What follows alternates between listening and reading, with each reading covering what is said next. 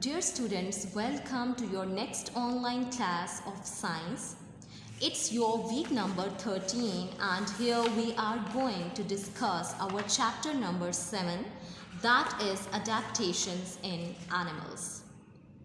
Dear students, the contents that we'll discuss will be plants in deserts and plants in marshy areas.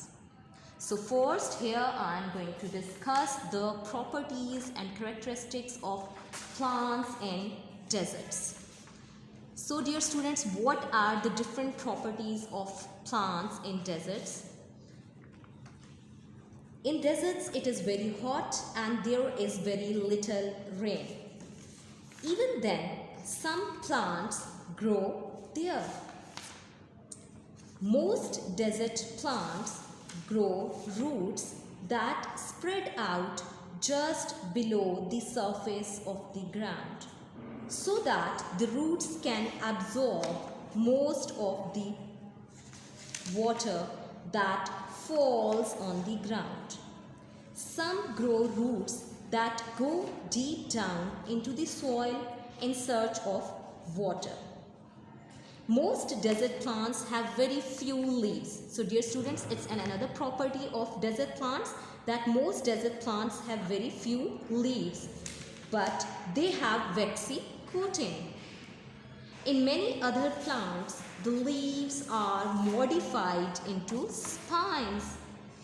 These spines prevent loss of water and protect the plant from animals. Dear students, the stems of desert plants are green and help in photosynthesis. And what is photosynthesis? I think all of you know about it, that this is the process through which plants make their food. The stems are also fleshy because they store water. And the waxy coating on the stems and leaves prevents loss of water. So this is the property of waxy coating. That what is the advantage of waxy coating on the stems and leaves? That they prevent loss of water. So dear students, these were the few characteristics of desert plants. And now here you can see few desert plants. Here is a cactus. It is very famous plant of deserts. As you can see over here, its stem is also green and it helps in photosynthesis. And here is date palm. It's another desert plant.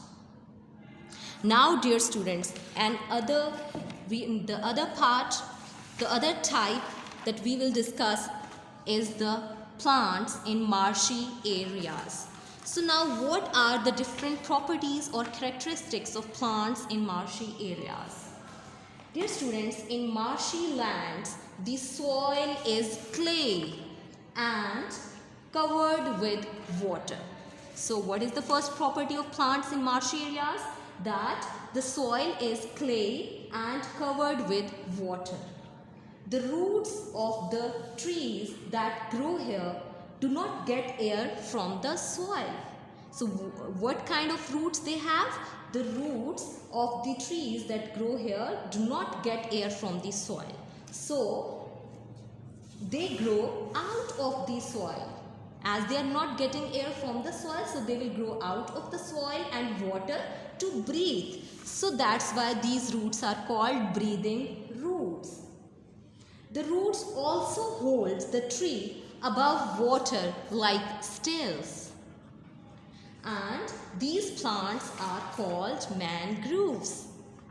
Now you can see here in this diagram that here are mangroves and the roots of these trees are holding the roots above water like stilts. So here you can see that the roots are holding the tree above water like stilts, and these are called mangroves. Now dear students, we are going to do now you know of page number 51. So here are a few fill-ups for you. You have to do these in your books. So first fill-up is pine trees have needle-like dash. Pine trees have needle-like. Think about it. The answer will be leaves. Okay. Next one. Banyan is a dash tree. Banyan is a dash type of tree. So, banyan is a deciduous. Deciduous. Deciduous type of tree. Next one is rubber and coconut. Rubber and coconut grow in dash and dash places. So rubber and coconut grow in hot and damp places. And the next one is spines in a cactus plant. Spines in a cactus plant prevent loss of dash. Prevent loss of dash. Answer will be water. And the last one is trees which grow in marshy lands. Marshy lands are known as dash.